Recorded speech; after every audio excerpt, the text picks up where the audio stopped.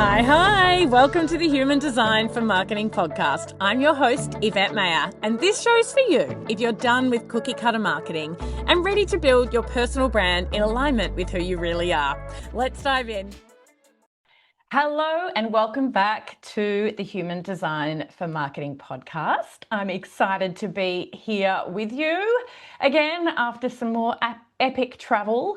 I did head to Sri Lanka recently on a learn to surf trip, which was freaking epic. I'm going to bring surfing up a little bit more later in the episode.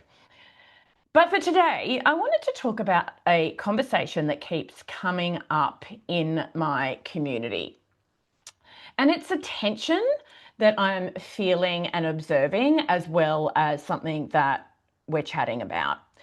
And that is persistent visibility, not just showing up in bursts and then disappearing, or getting started and then going back into your little line 2 cave, for instance, but seeing it through persistently so that you build momentum. And I do want to tell you why it's so important that you do this. What happens with marketing in general and in social media in particular is compound interest.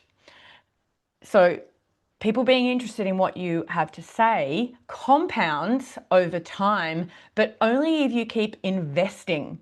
And what you're investing is your personal energy to garner that compound interest in what you have to say. When you stop investing and you go out of the market, things get volatile. Things go up and down all over the place. There's a lot of different people speaking. There's other voices. When you reappear, your compounded interest has dropped right away, okay? And therefore, it's going to take you twice as much effort, if not more, to rebuild. So I really want to address this and do it in a way that lands for you, and potentially already comparing it to interest and compound interest has helped. But I wanted to start us here. So quite often, the thing we hear the most around why you don't show up as consistently as you intend is because of fear. Because maybe you're worried about how people are going to perceive you, that you will stumble over your words, or that you don't know enough, or somebody that you know personally that isn't relevant to your business is going to have something to say about you, and on and on and on. Okay, so any one of these brings on anxiety and fear, right? Well, I'm scared, so I want to collapse. But actually, fear doesn't have to stop you.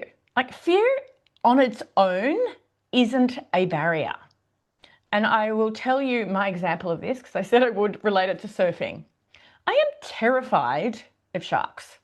And over the last few years, this has largely been driven by the media heightening fear. And yes, I do believe the change in climate is increasing the amount of sharks that are found along our coast. But it's very dramatic and dramatized in the press. And I've gone from being a young kid who loved nothing more than jumping into the ocean and body surfing and going out far and doing beach swims to paddling in up to my shins and thinking, oh, I'll just lay on the ground and get wet. I'm not going to go any further because I'm so scared of sharks. However, I went to surf camp in Sri Lanka where, as per what I researched, sharks are not seen at all. And so I just took sharks away from the equation, got into the ocean every single day for 2 weeks, and I freaking loved it. I fell in love with surfing. It was so liberating. I just felt myself come alive. I was super proud of myself as well. Like, I'm 55 this month and I'm learning to surf. It's so cool. And I loved it so much that my purpose around being in the ocean escalated enormously. Suddenly it went from being something that's really nice to something I want to do. The fear didn't go away at all. In fact, I'm more aware of sharks now. Like I have the shark app on my phone, but I am not letting the fear stop me. And I ran a process with myself through my own process to kind of see where the fear was living in my body and overcome it enough so that I can feel that fear and get into the water and surf anyway. And a couple of weekends ago, I went out 50 meters from shore in a lineup. It was also scary for other reasons, like who am I to be here? And stayed in the water for 2.5 hours. 2.5 hours.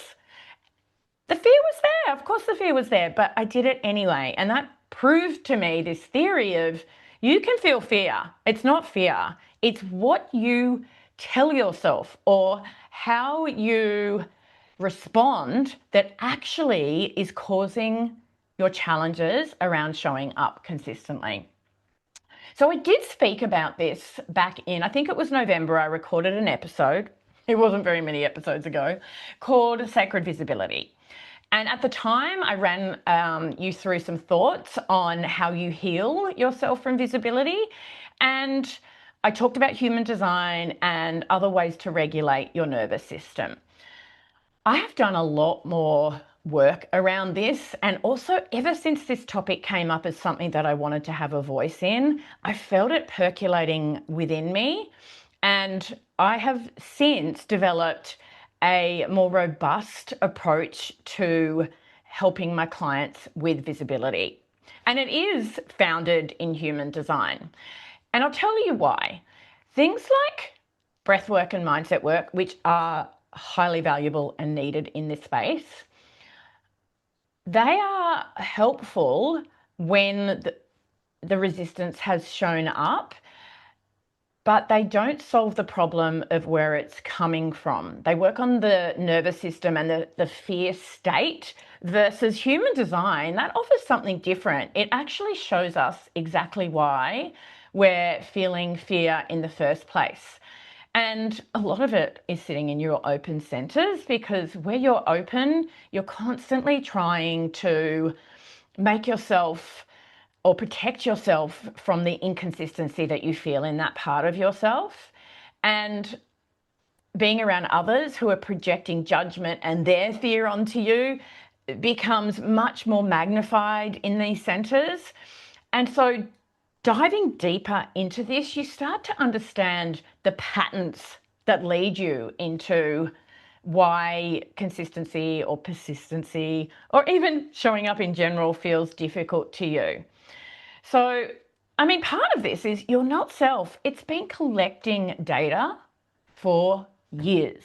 It has been collecting data around what's not safe and what to do when it's not safe for years. So what we need to do is see underneath that pattern and work with your design instead of against it. I really think that that is the missing piece that is going to help so many be able to overcome this challenge in their marketing and in their business growth. And that is absolutely what I'm here to help you do. So fast forward to now, it's been a few months since I first started recording on this topic, and I have developed a brand new tool called the 6 R's of visibility. This is not a piece of work you do once and you learn about. It's an approach that you run every time that you feel challenged in visibility or being more consistent or being persistent.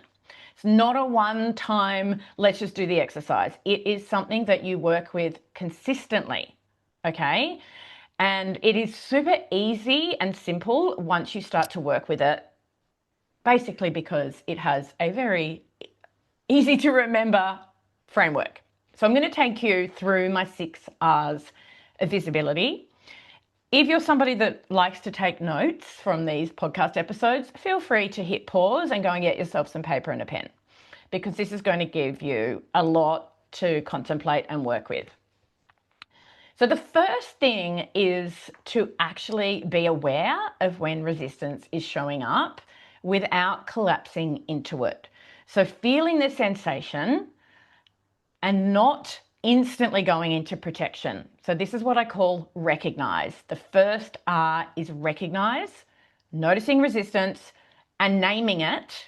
just doing that starts to change your relationship to it, okay? So step one or R1 is just recognizing, okay, I have felt a fear spike. I can see that that's running through me right now, okay? First up.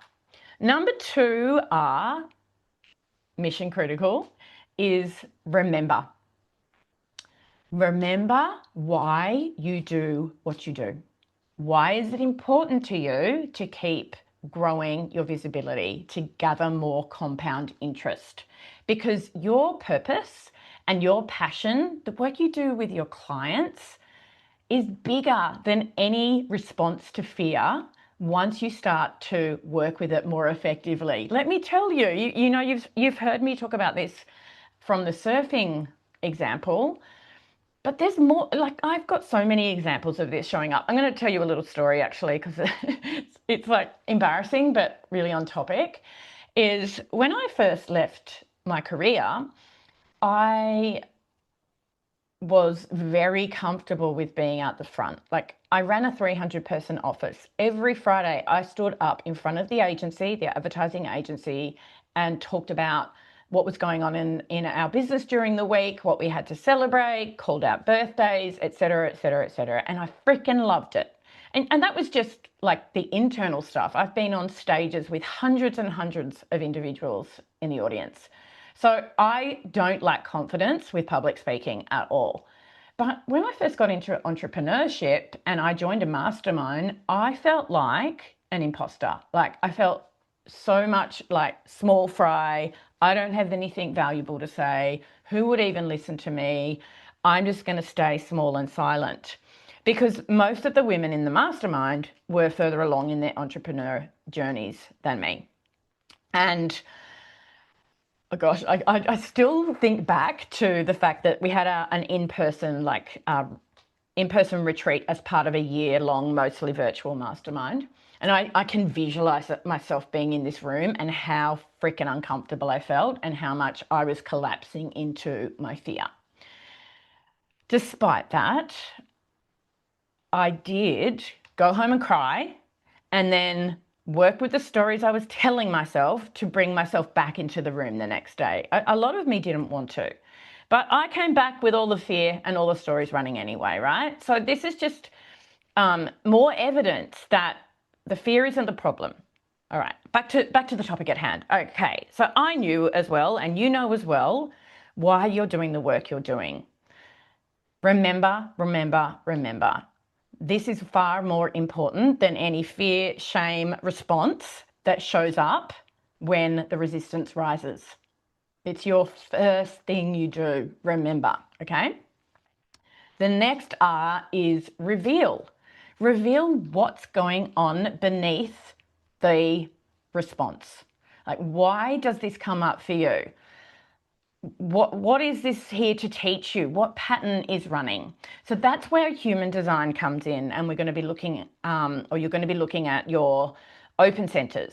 You're going to be looking at things like the shadow state of your key gates, like your personality sun and your personality Mercury. Even your core wound is an interesting place to go looking, especially if you have all your centers defined, at the patterns that are running for you. This will reveal exactly why it happens. So you stop victimizing yourself around, I'm hopeless, I'm terrible, I might as well not do this, which I know you do, okay? And start going, well, of course this is going to come up because this is how I'm designed energetically. And when I am confronted with something uncomfortable, I am going to try and protect myself. I'm going to try and protect myself. So a lot of the response that you run is self-protection. It's self-protection.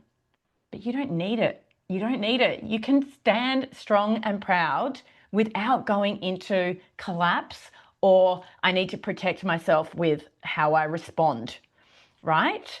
So repatterning this is the next step, okay? So you're going to reveal what's actually happening in your design, what pattern is running, and then consciously shift the story. Okay, let me give you the shark example of constantly shifting the story. I'm a line 1. I also have a very open chart. So I have a lot of places that I amplify things. I've got an open spleen. So yes, I'm going to amplify fear around that as well. But the line 1, which I mentioned earlier, is my savior in some ways, because I can see the fear from the media amplifying in me around sharks. Like, I can absolutely see it. And yet, when I researched this, and that's what I did, line 1 got involved, I found evidence to support that I am more likely to get into an accident driving to the beach than to go through a shark attack. And it's 100% true. I mean, I was saying this to a friend, like, this is true, even though everybody is saying to me right now, I can't believe you're surfing, there's so many sharks around. I mean, this week, I went to a beach where there was a tiger shark spotted 72 hours before, and I still got into the surf on my own. I think that's a bit crazy, actually, but I still did it because I'm like, no, I'm not letting fear or my protective patterns ruin this experience for me, because I remember why I'm doing this. It's so good. I love it.